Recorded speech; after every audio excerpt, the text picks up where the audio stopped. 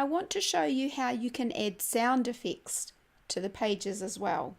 So I've got a story about lions, and I want to attach a sound to the second page. My second page says, "What noise does a lion make?" So I'm going to go into video and sounds, and I don't want to put a sound effect on the first page, that's page 1 there, but I do on page 2 here. So click on edit, and I'm going to add, and I could add a video, but this time I want to add a sound. Let's add a sound.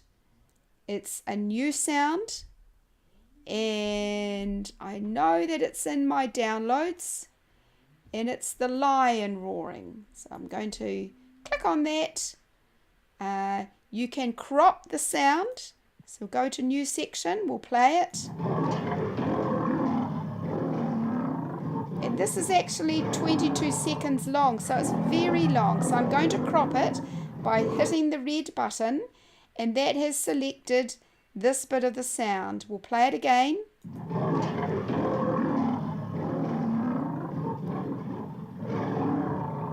Might decide that's a bit long too. I'll make it even shorter, down to 6 seconds. Play it again.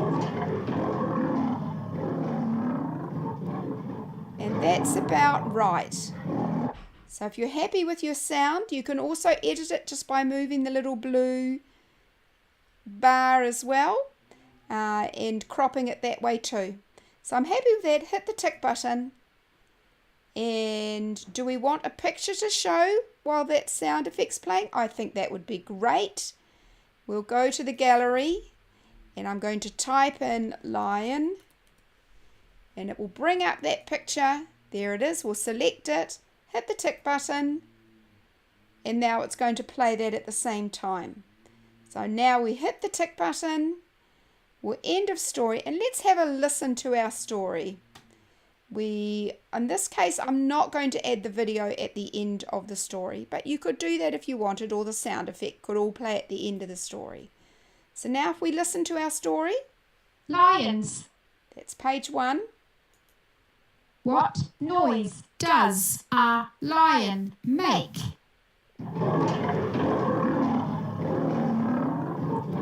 And there's the picture, and there's the sound to go with it. So that's how you add sounds to stories.